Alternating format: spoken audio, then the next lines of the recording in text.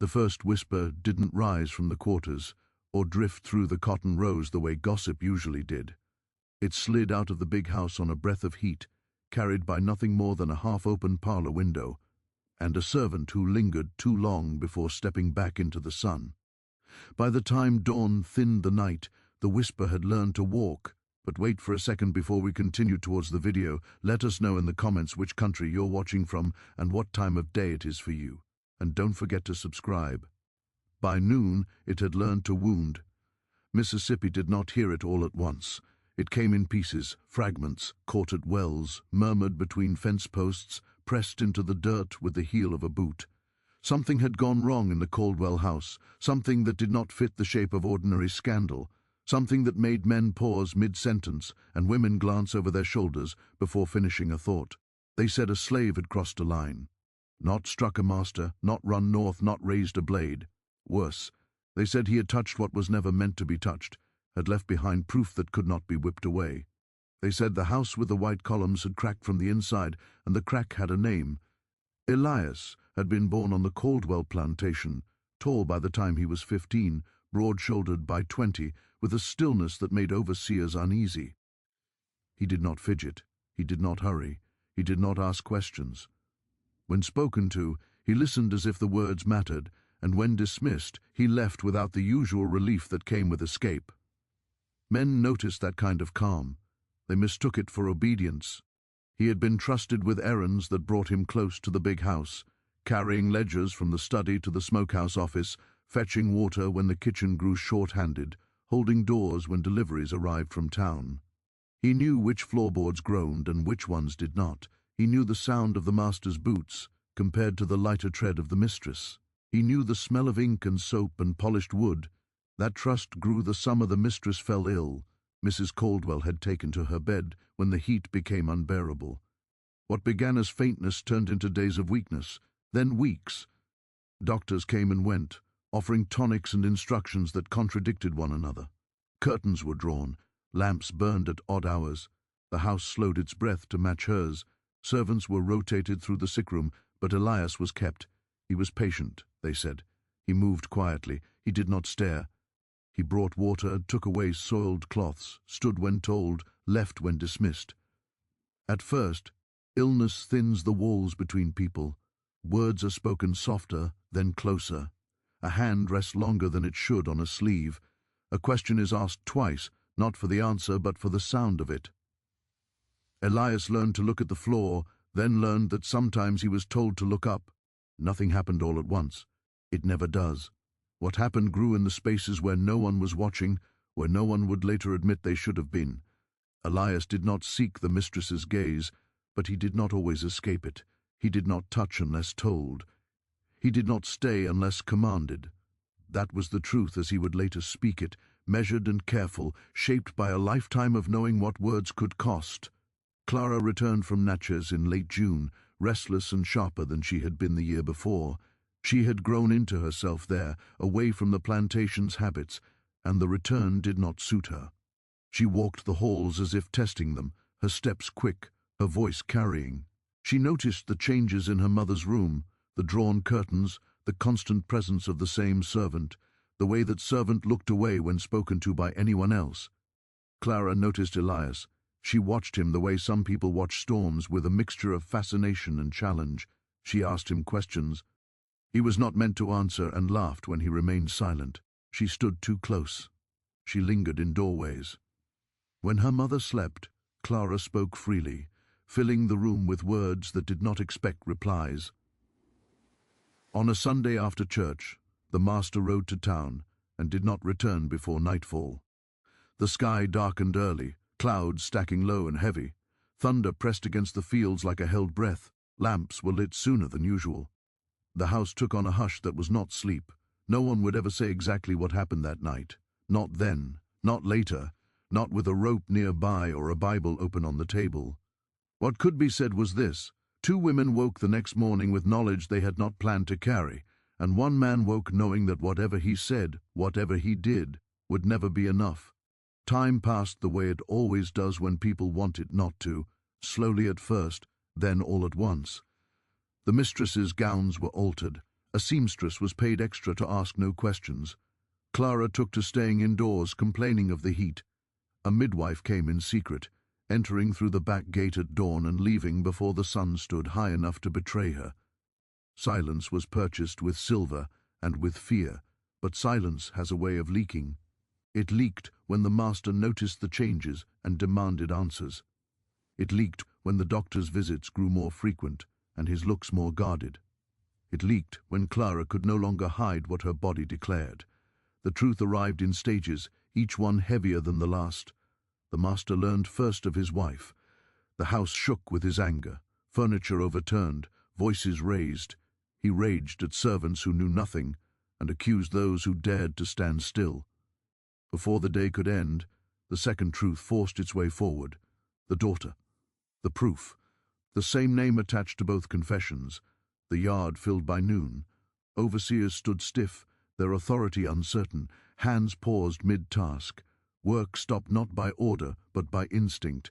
When Elias was called forward, he stepped into the sun without stumbling, without looking around for mercy that would not come. He listened to the accusations as if they were weather reports. When asked to speak, he chose his words like stones across deep water. "I did not force," he said. "I did not deceive." The crowd shifted. Some wanted denial, some wanted confession. What they got unsettled them more than either. That was enough. Enough to confirm guilt in minds that had already decided. Enough to justify what would follow. The master raised his voice to pronounce punishment, his words sharp with certainty, with the relief of having somewhere to put his rage. That was when the rider appeared at the gate, horse-lathered, hat pulled low, carrying news that would bend the day into something no one could have prepared for, and turn a private disgrace into a story the state would never forget. The rider did not shout when he reached the gate. He did not need to. The way his horse slowed, the way he leaned forward in the saddle as if the weight he carried were heavier than his body, was enough to quiet the yard. Even the master's voice faltered, cutting off mid-syllable, hanging unfinished in the air. Dust clung to the rider's boots and streaked his coat. He pulled his hat free and held it against his chest, not out of respect but habit. His eyes went first to the master, then, briefly, unmistakably, to Elias standing alone in the sun. "I beg your pardon, sir," the rider said, breath still uneven. "I was told to find you at once." The master bristled at the interruption, his anger already spent once and eager to be spent again. "You see what's happening here," he snapped. "Speak or ride on." The rider swallowed. "It's about the land, sir, the Caldwell tract. There's been a petition filed in Jackson. Questions about the southern boundary and the deed passed down from your father. They're sending an examiner. Soon." The yard shifted. Not the slaves, who were used to standing still, but the overseers, the white men who understood at once what that meant. Land disputes did not come quietly. They came with papers, with questions, with eyes that looked too closely at everything else they found along the way. The master's face changed. Rage did not leave him, but it was joined by calculation. He turned the words over in his mind, measuring the risk they carried. Public punishment was spectacle. Spectacle drew attention. Attention invited scrutiny, and scrutiny was dangerous when men from the state were about to arrive with ledgers and seals. "How soon?" he demanded. "Within the week, sir. Maybe sooner." The master's gaze slid back to Elias, then to the gathered crowd. He could feel the moment slipping from him, the clean finality of violence replaced by delay. Delay was intolerable, but necessity had a way of humbling even the proudest men. "Take him," he said at last, his voice colder now, flatter. "Lock him away. He'll answer for this, but not here, not today."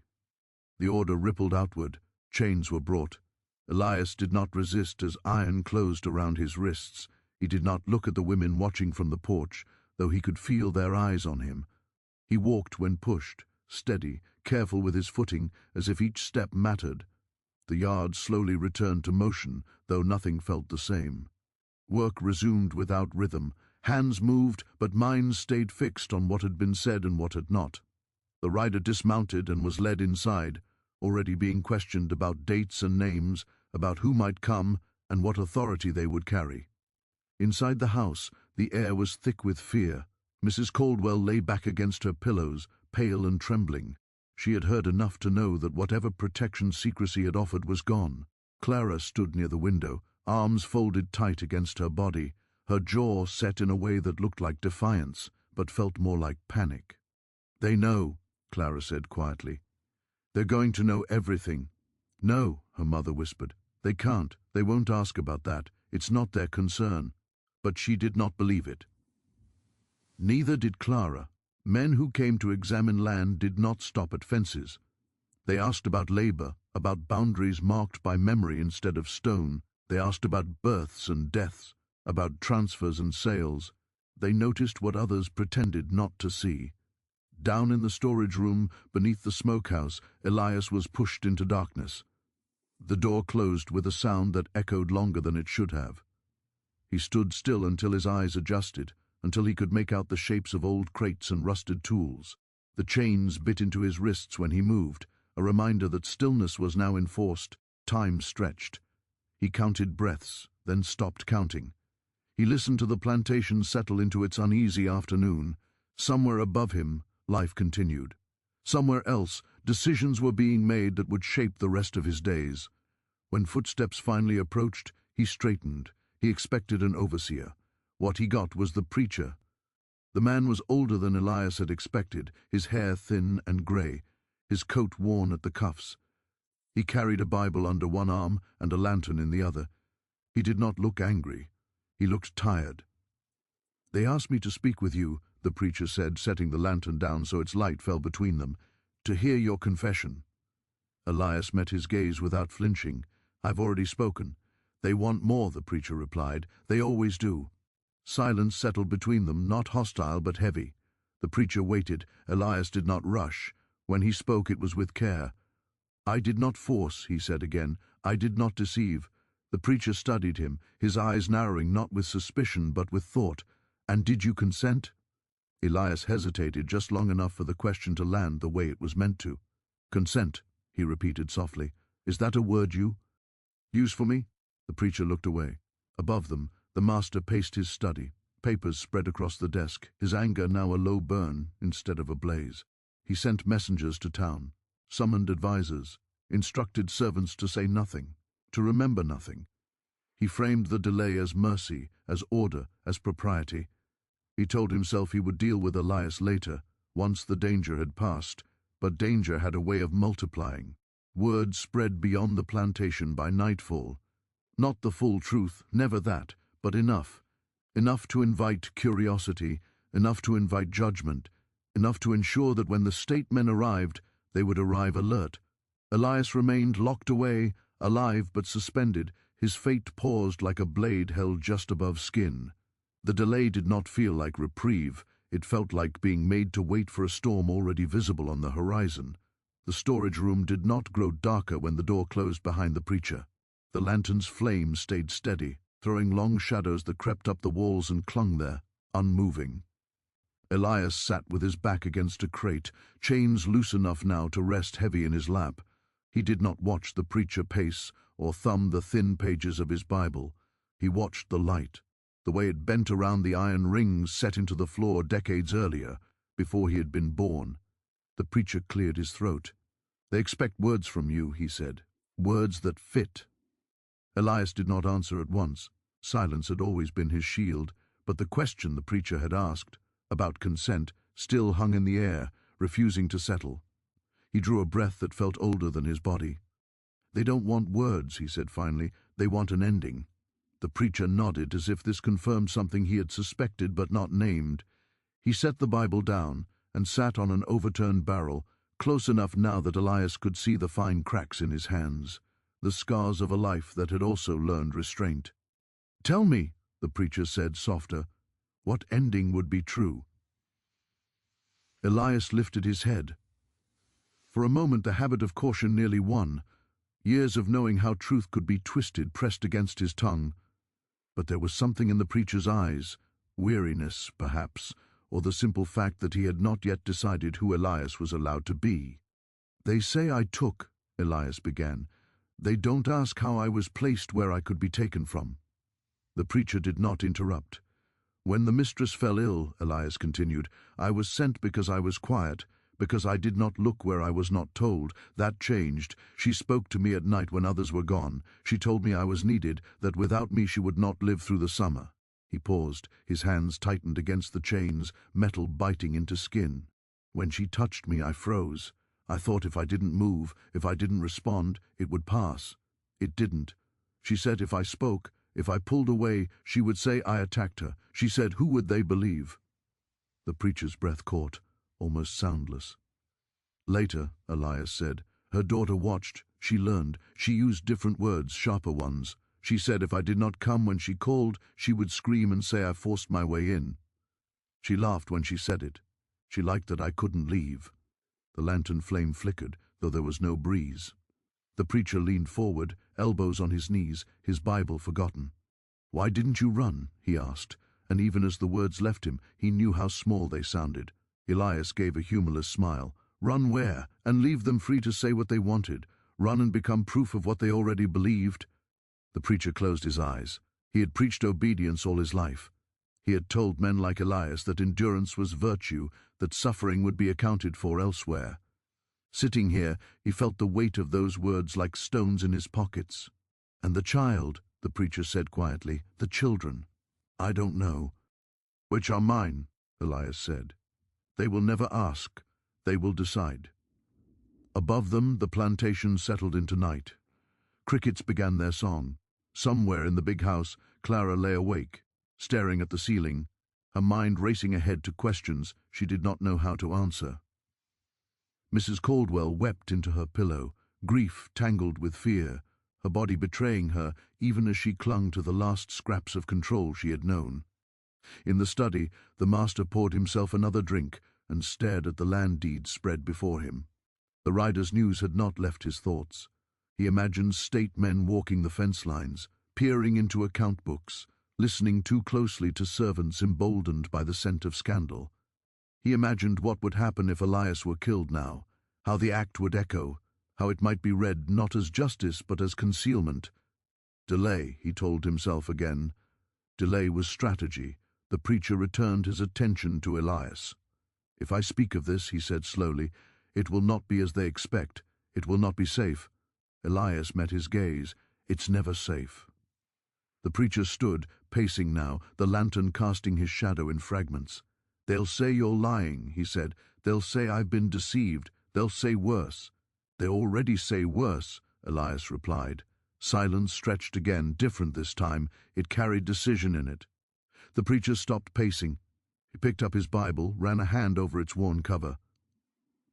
"I was asked to hear a confession," he said. "What I heard was testimony." Elias did not react. Hope was a luxury he had learned to ration.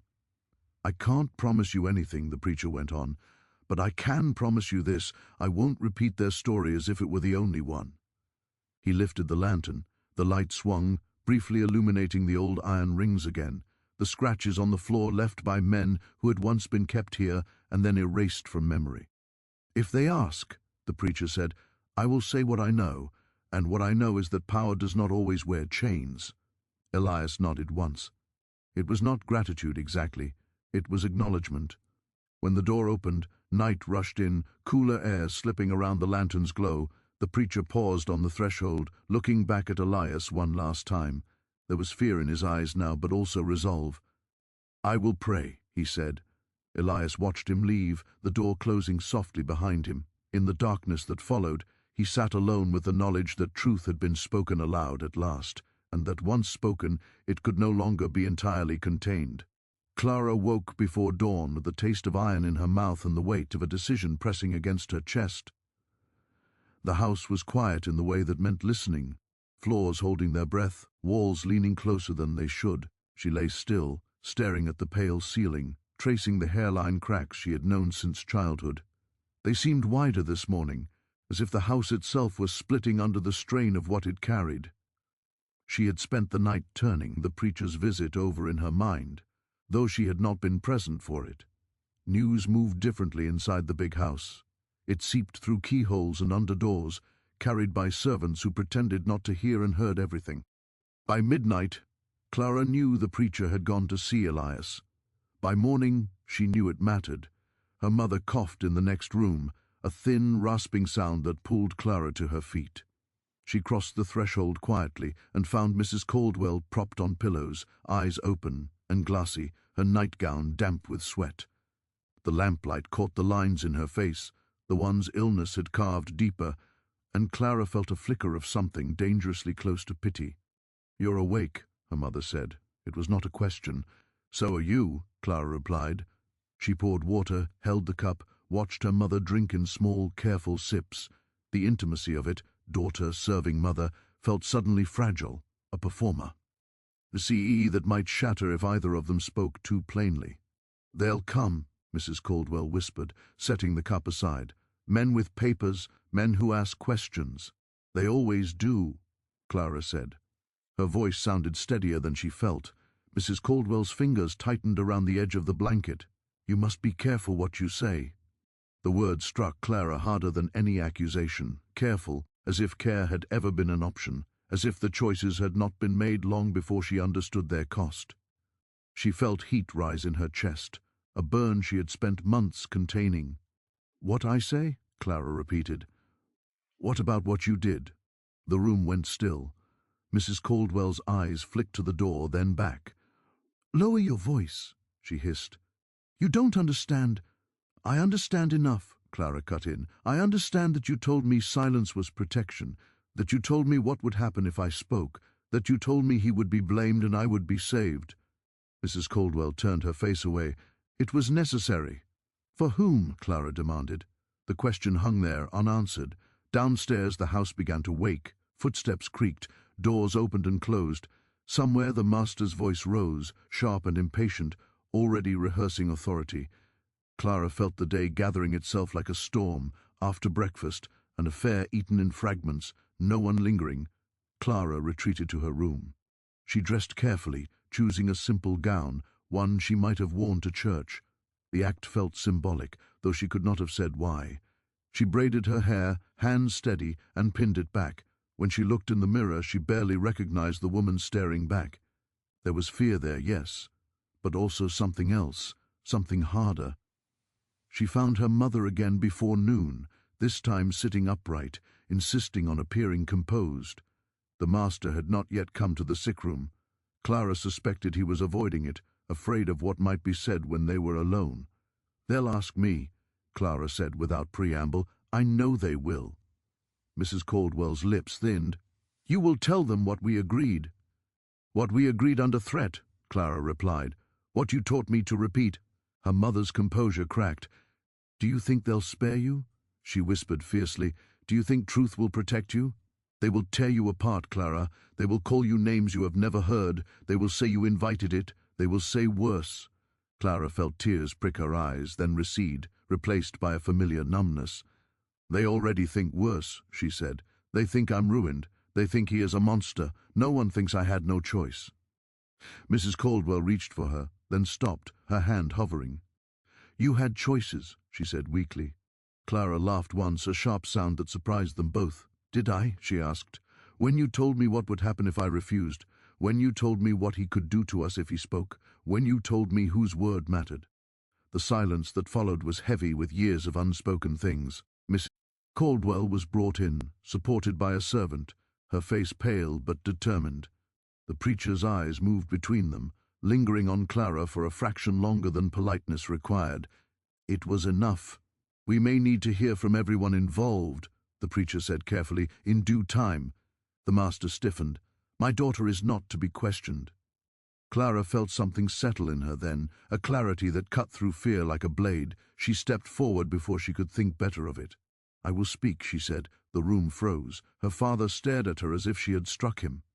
Mrs. Caldwell gasped, reaching out instinctively, then stopping herself. "There is nothing for you to say," the master snapped. "There is," Clara replied.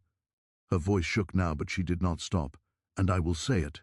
The preacher nodded once, almost imperceptibly. "Perhaps not here," he said gently. "Perhaps when the inquiry begins." Clara held her father's gaze. She had never seen him look uncertain before. It terrified her, and strengthened her resolve. That night, sleep refused to come. Clara lay awake, listening to the house breathe. to the distant sounds of chains being moved as Elias was shifted for the night.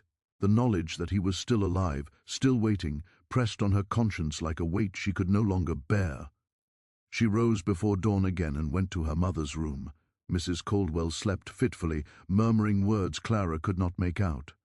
Clara stood there a long time, watching the woman who had once been her whole world, now a stranger shaped by fear. "I'm sorry," Clara whispered, though she was not sure for what. Then she turned and left. By mid-morning, word had spread that there would be a hearing of sorts prompted by the land dispute but fueled by the scandal. Church elders would attend, neighbors would come. Questions would be asked, whether invited or not. Clara dressed again, hands trembling now despite her resolve. When she reached the parlor, the master was already there, pacing. He stopped when he saw her. "You will not disgrace this family further," he said. Clara met his gaze, feeling the old reflex to shrink, to appease, rise and then fall away. "The disgrace is already done," she said. "I'm just deciding where it belongs." Outside, chairs were being set, voices gathered, the plantation held its breath, as if sensing the moment tipping towards something irreversible. Clara stepped onto the porch beside her father and mother, the sun bright and unforgiving. She scanned the faces below, neighbors, overseers, churchmen, and felt a wave of dizziness. For a moment she thought she might faint. Then she thought of Elias in the dark, of the preacher's conflicted eyes, of the way silence had protected no one but power. She drew a breath and steadied herself. When the time came, she would speak. Not because she believed it would save her, not because she trusted the men listening, but because the truth, once spoken, could not be chained. The morning of the hearing arrived with a brightness that felt almost cruel. Sunlight spilled across the yard, illuminating every fence post and window pane, every face drawn by curiosity or duty. Chairs had been arranged in uneven rows near the porch, borrowed from neighbors and the church, their legs sinking slightly into the dirt. Men gathered first, hats in hand, voices low. Women followed in small clusters, whispering behind gloved fingers. The plantation, usually so confident in its routines, felt exposed, as if it had been pulled open for inspection. Clara stood just inside the front doors, listening to the murmur outside. Her heart hammered against her ribs, each beat a reminder that she could still turn back. She pressed her palms together until her fingers ached, grounding herself in the sensation. When she closed her eyes, she saw Elias's face as it had looked the day he was taken, calm, unreadable, already bracing for what he could not escape. She opened her eyes again. The preacher arrived shortly before noon, accompanied by 2 elders from the church. They spoke quietly with the master on the porch, their heads bent together, their expressions grave. The master nodded stiffly, his jaw set, his posture rigid with the effort of control. He dressed for authority, coat pressed, boots polished, every detail announcing that this was his ground, his domain. Mrs. Caldwell was brought out next, supported by a servant. She looked smaller than Clara remembered, her illness etched into her posture. She took her seat near the front, eyes downcast, hands folded tightly in her lap. Clara felt a flicker of sympathy again, followed by anger. Both emotions coexisted now, neither cancelling the other. When Clara stepped onto the porch, a ripple passed through the crowd. Heads turned, conversations stilled. She could feel their eyes on her, weighing her, deciding what kind of story she would fit into. She took a seat beside her mother, her spine straight, her chin lifted. The master shot her a warning look. She did not look back. The preacher cleared his throat and stepped forward. He spoke first of the land dispute, of the need for clarity and order. His words were careful, chosen to frame the gathering as respectable, necessary. Then, slowly, he acknowledged the other matter that had drawn so many to listen. He did not name it outright. He did not need to. Everyone knew. "We are here," he said, "to hear what must be heard, so that truth is not buried under fear." A murmur ran through the crowd. The master shifted, preparing to speak, but the preacher raised a hand. "There will be time," he said gently. An elder read from a list, names called forward to speak about boundaries, about work, about matters that skirted the heart of the scandal without touching it. The tension built with each passing minute, coiling tighter. Clara felt it in her chest, a pressure that made breathing difficult. Finally, the preacher turned toward the porch. "There are those most directly affected," he said. If they wish to speak, they may. Silence followed, long, heavy. Clara could hear her own pulse in her ears. She glanced at her mother, whose face had gone pale, her lips pressed into a thin line. The master stared straight ahead, as if daring anyone to challenge him. Clara stood. The movement seemed to break something loose in the air. A few gasps sounded. Someone whispered her name. The master reached out, his hand brushing her sleeve. "Sit down," he hissed. She did not. "I will speak," Clara said, her voice carrying farther than she expected. She stepped forward until she stood at the edge of the porch, facing the crowd. For a moment she faltered. The faces blurred together, a sea of expectation and judgment. She felt suddenly young, exposed. Then she remembered the nights she had lain awake, the threats whispered in rooms meant for safety, the way silence had wrapped itself around her like a second skin. She drew a breath. "They say a slave did this to us," she began. The words tasted bitter, heavy with the lies they carried. "They say he took what was not his, that he forced himself where he did not belong." A murmur rose, quickly hushed. "I will tell you what I know," Clara continued, "not what I was taught to repeat, not what I was told would keep us safe." Her mother made a small sound, half plea, half protest. Clara did not look at her. "When my mother fell ill," Clara said, "a servant was kept close, not because he was dangerous, because he was quiet, because he did as he was told, because he could be threatened without consequence." The master's face flushed. "This is not appropriate." The preacher held up a hand. "Let her speak." Clara swallowed. Her hands trembled now, but she clasped them together and went on. "He did not choose what happened. We did. My mother did. I did. And when I hesitated, when I wanted to stop, I was reminded of what would happen if I spoke, of who woe would be believed." The yard had gone utterly still. Even the birds seemed to have fallen silent. "I was told," Clara said, her voice breaking at last, "that if I refused, if I told anyone, he would be killed, or worse. I was told that my word would save me and condemn him, that his word meant nothing." A sharp intake of breath rippled through the crowd. Someone swore under their breath. Mrs. Caldwell bowed her head, her shoulders shaking. The master stepped forward, his composure shattering. "This is a lie," he shouted. "She's confused. She's been unwell. You see—" Clara turned to face him fully now, her fear eclipsed by something fierce and steady.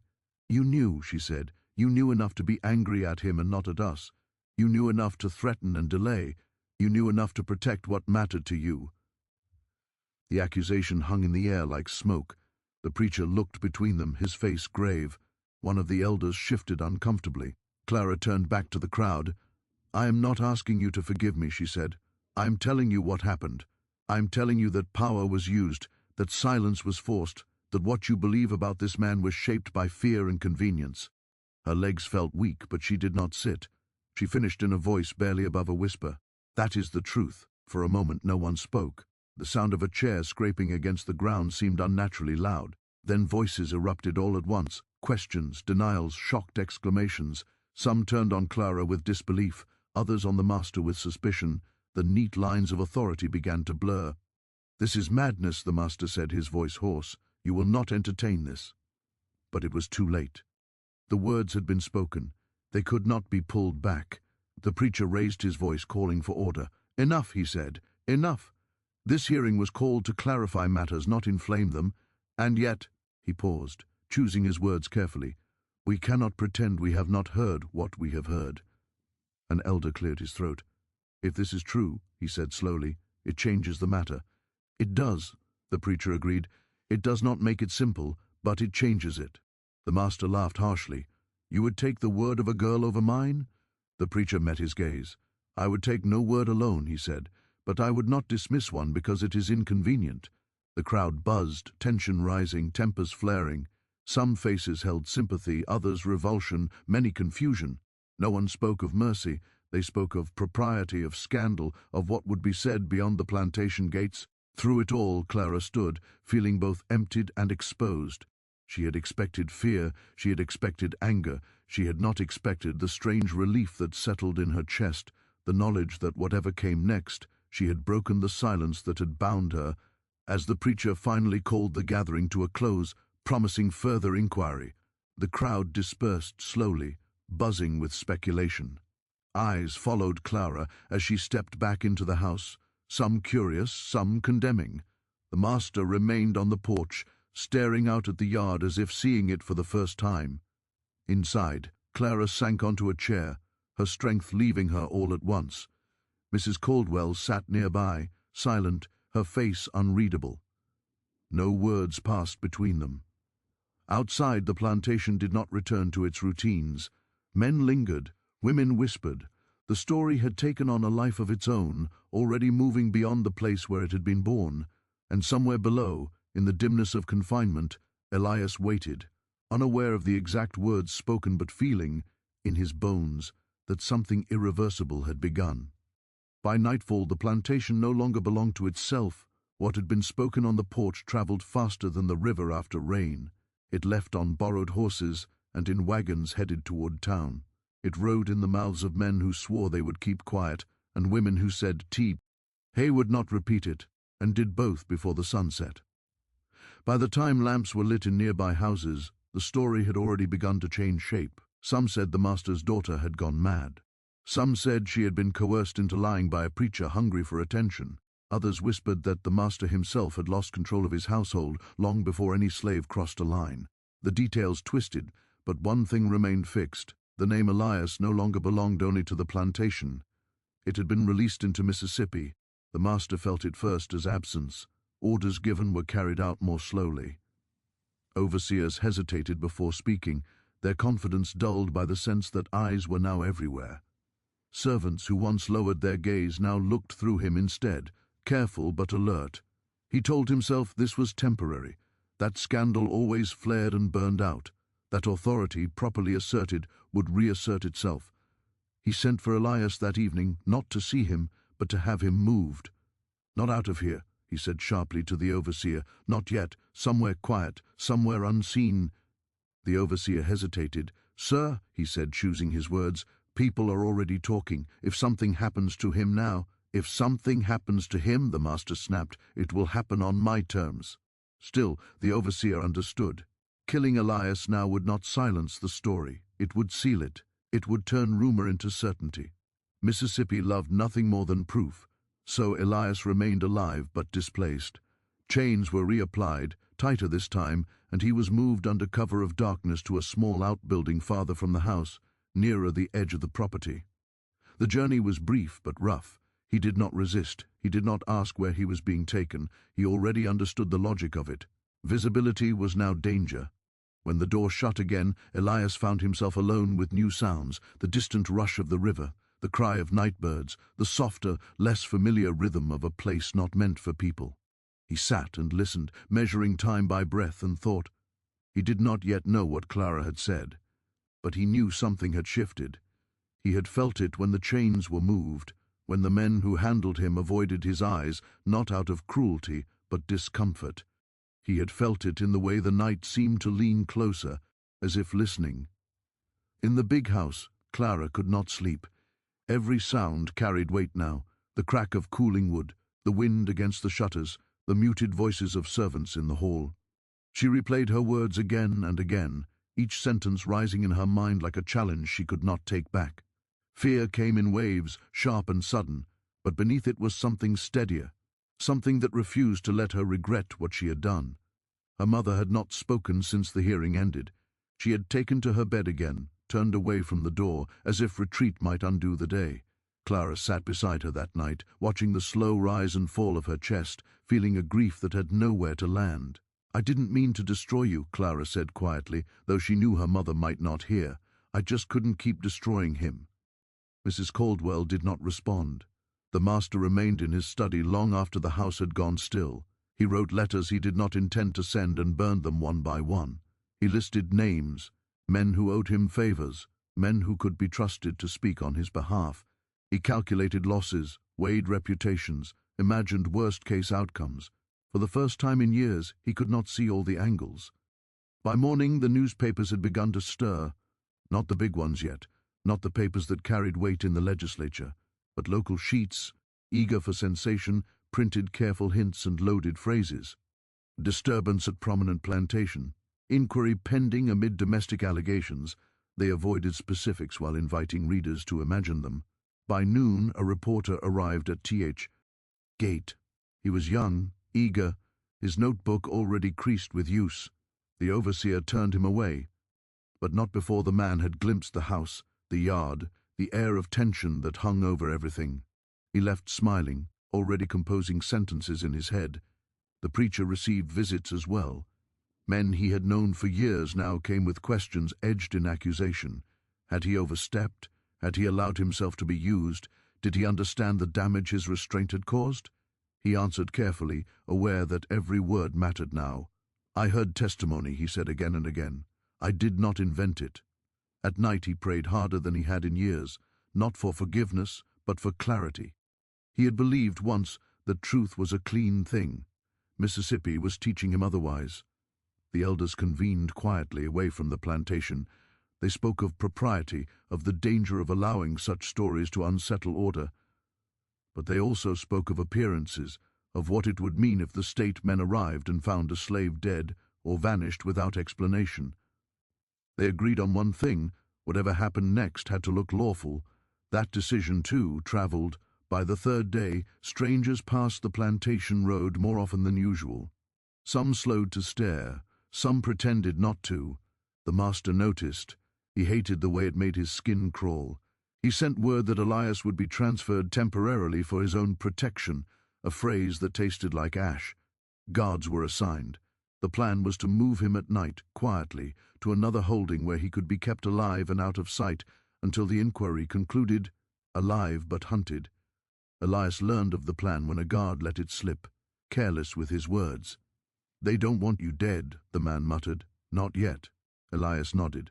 He had already understood that much. Death would have been simpler.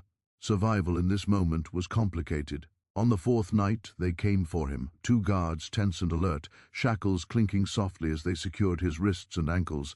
The moon was thin, the sky clouded just enough to hide them from casual view. They moved quickly, pushing him forward, urging silence.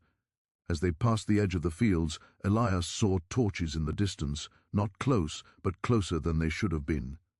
Voices drifted on the air, indistinct but numerous. He felt a tightening in his chest, a recognition that the story had grown larger than the men escorting him. One of the guards swore under his breath. "We're late," he said. They pressed on. Somewhere behind them, a dog barked.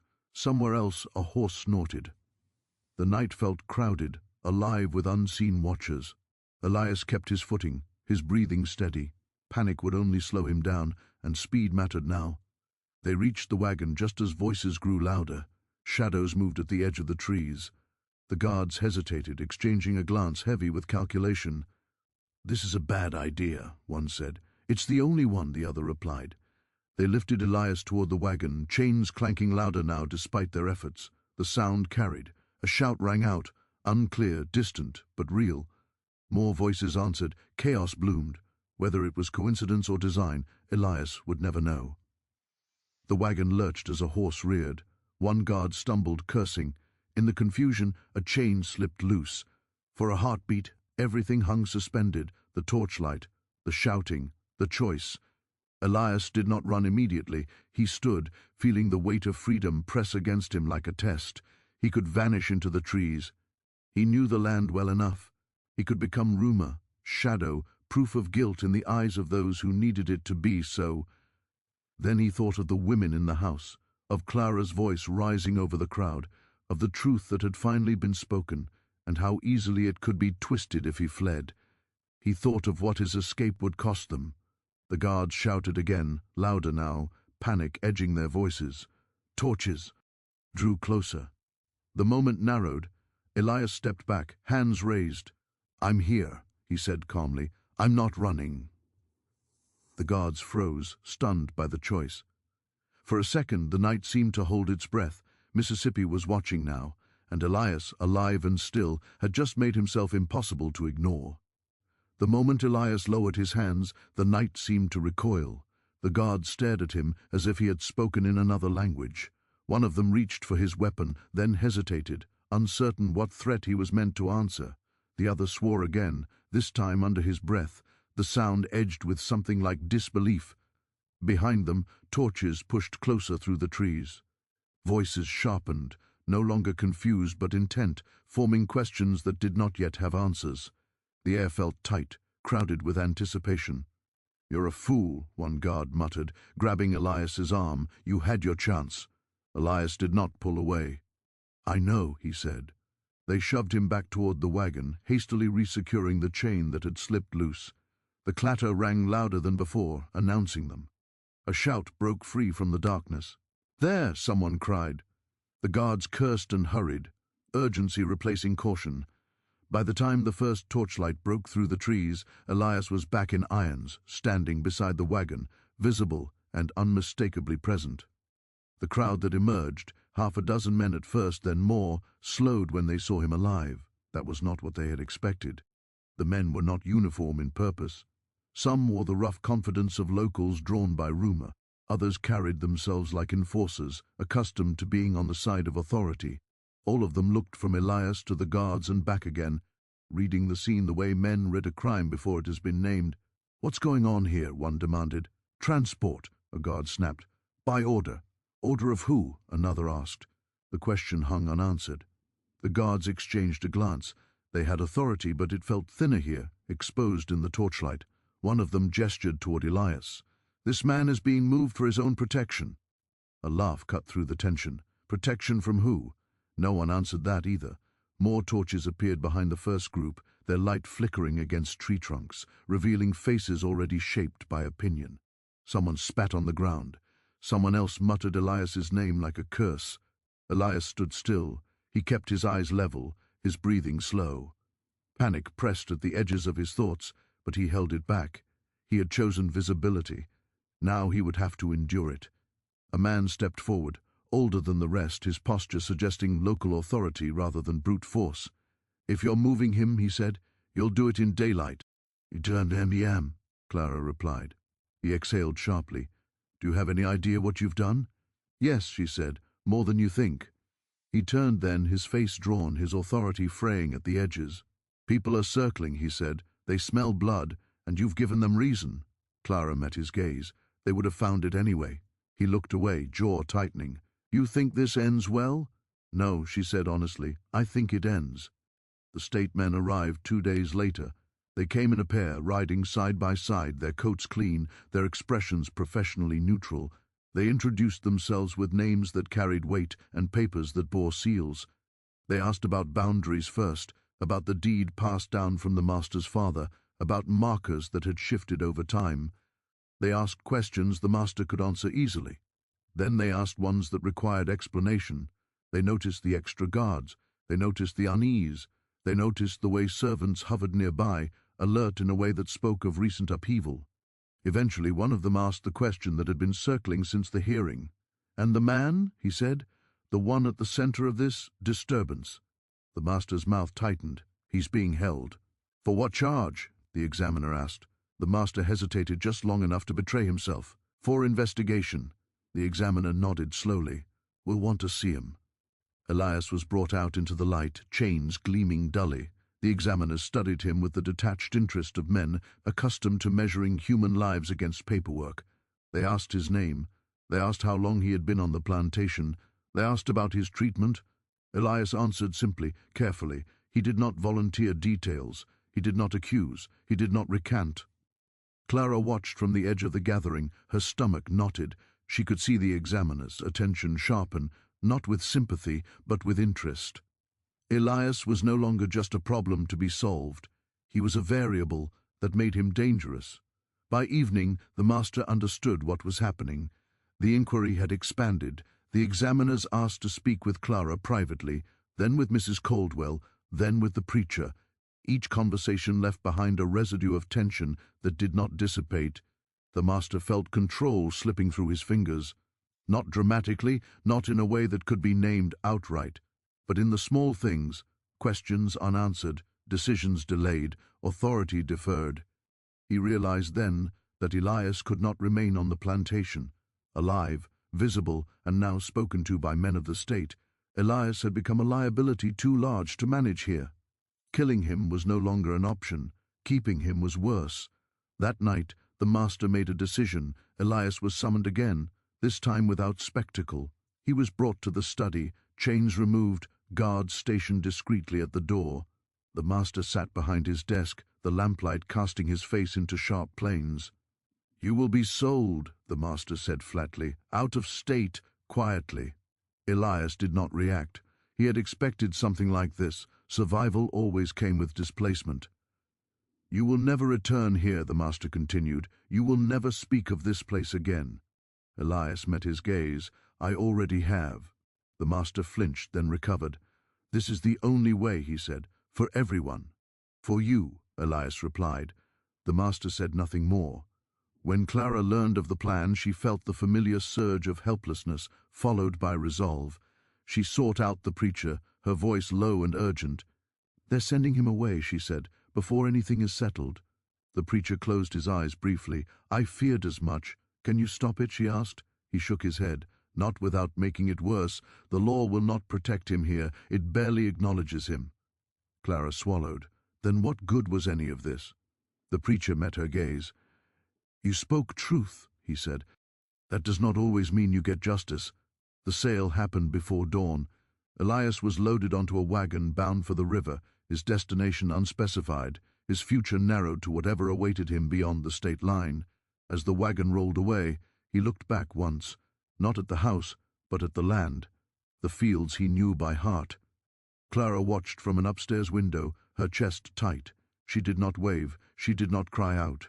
She held the moment in silence, knowing that this too was part of what surviving required. The wagon disappeared into the morning haze. Mississippi would tell the story many ways after that. Some would say the slave was spared, some would say he was banished, some would insist he had been guilty all along and removed to restore order. But those who had seen him stand still when he could have run would remember something else. They would remember a man who refused to become a convenient ending. The wagon did not leave a trail anyone could follow for long. Its wheels cut shallow lines in the dirt that the morning softened and erased. By the time the sun rose fully, the plantation looked much as it always had, fields stretching obediently toward the tree line, the house standing intact. To an untrained eye, nothing had changed. To those who lived there, everything had. Mississippi absorbed the story the way it absorbed heat, slowly, unevenly, storing it until it could no longer be ignored. In the days that followed Elias's removal, the talk did not die. It rearranged itself. Names were softened or sharpened depending on who spoke them. Details shifted. Motives were revised. People remembered only what they needed to remember. The master returned to his routines with a grim determination. He oversaw the fields personally for a time, his presence meant to reassure, to remind. Orders resumed their old cadence. Punishments were measured, public, but restrained. He spoke little of what had happened, and when he did, he framed it as resolution. The trouble had been dealt with. The man had been removed. The inquiry would conclude. Order would return. But order, once interrupted, never returns in quite the same way. The state men finished their examination and departed with their papers and notes. They found enough irregularities to justify recommendations, not enough to provoke open confrontation. Landlines would be redrawn slightly, accounts would be adjusted, the master would pay fees and endure a period of scrutiny. Nothing that would ruin him, enough to bruise. Neighbors came and went. Some offered support, others thinly veiled judgment. Invitations dried up for a season, smiles were less certain. When the master spoke, people listened, but they listened differently now, alert for cracks. Mrs. Caldwell did not recover as expected. Her illness lingered, complicated by a heaviness that no doctor named. She spent long hours staring out the window, her gaze unfocused. When she spoke, it was often to recall details that no longer mattered, how the house used to sound at night, the way the fields looked before the heat set in. Clara sat with her when she could, reading aloud or simply keeping watch. They did not revisit what had been said. The truth had done its work. There was no putting it back. Clara changed in quieter ways. She moved through the house with a new purpose, less eager to please, less willing to be invisible. She avoided the porch where she had spoken, as if the boards themselves remembered. When neighbors addressed her, she met their eyes and let them look as long as they needed. She did not apologize. Sometimes, late at night, She thought of Elias on the road, the way he had stood still when he could have vanished. She imagined him looking back once, not at the house, but at the land. She wondered what kind of courage that took, to refuse the only freedom offered because it would cost others too much. She wondered whether she would have done the same. The preacher continued his work, but his sermons changed. He spoke more often of responsibility than obedience, of truth as burden rather than balm. Some parishioners nodded along, others shifted uncomfortably. A few stopped attending. He accepted this with a weary calm. He had learned that saying what needed to be said did not guarantee being heard. Elias's name surfaced in places Clara did not expect. She heard it in town, spoken by men who had never set foot on the plantation. She heard it distorted, made smaller or larger depending on the teller. Sometimes he was cast as a villain spared by misplaced mercy, sometimes as a victim removed to keep the peace. Rarely did anyone speak of him as a man who had chosen anything at all. Time passed. Seasons turned. The cotton came in and went out. New hands arrived. Old ones were sold or died. The plantation endured, altered but standing. Mississippi moved on to other stories, other outrages, other comforts. Years later, Clara left the state. She did not announce it widely. She packed her things, arranged for her mother's care, and boarded a riverboat heading north. As the shoreline receded, she felt a tightening in her chest she had not expected. Mississippi had shaped her, wounded her, given her the language of endurance. Leaving it felt both like escape and betrayal. She carried the story with her, though she did not tell it often. When she did, she was careful. She refused to simplify it for listeners who wanted heroes and villains neatly assigned. She spoke of power, of silence, of the cost of truth. Some listened. Others did not. Back home, the master aged into a quieter authority. He remained respected in certain circles, tolerated in others. The scandal never fully faded, but it dulled, becoming something spoken of obliquely, a cautionary tale without a clear moral. When asked about it, he offered brief answers and changed the subject. He did not speak Elias's name again. Mrs. Caldwell died in her sleep one winter morning, the house unusually still. Clara returned for the funeral, standing among neighbors who greeted her with a mixture of familiarity and distance. The preacher spoke words of comfort that hovered just shy of absolution. The master listened without expression. After the burial, Clara walked the grounds alone. She stood at the edge of the fields, the soil cold beneath her boots. For a moment she imagined Elias there, not as he had been in chains, but as he might have been if choice had ever belonged to him. The thought brought no peace, but it steadied her. Mississippi remembered the story the way it remembered most things, imperfectly, selectively. In some tellings, the slave had been guilty and wisely removed. In others, the daughter's confession had been exaggerated, a fit of nerves. In still others, the truth hovered closer to what had been spoken, though never fully embraced. The details blurred, the ending hardened. What remained consistent was the discomfort, the sense that something had gone wrong in a way that could not be corrected without cost, the recognition, faint but persistent, that the system had been exposed not by violence but by survival. Elias did not return. No letter came bearing his name. No confirmed sighting followed. He became a figure in the margins of memory, a presence felt rather than seen. Some said he had started anew somewhere along the river. Some said he had died young, worn down by labor and distance. Others insisted he had vanished into anonymity, the only freedom available to him. Clara preferred the last version. It allowed for a life not entirely defined by what had been taken. Years later, when she told the story to someone who asked why it mattered, she said this, that a man had once been offered escape and refused it, not because he did not want freedom, but because he understood what his disappearance would permit, that he had chosen to stand where he was and be seen, even when being seen was dangerous, that the shock Mississippi'd never cue. White recovered from was not the scandal itself, but the refusal to provide a convenient ending. The land endured. The house weathered storms and repairs. Names changed hands. Mississippi went on telling stories, smoothing their edges, forgetting what did not fit. But somewhere beneath the layers of retelling the truth persisted, not as a lesson learned, but as a question left unanswered. And that, more than anything, was what Mississippi never forgot.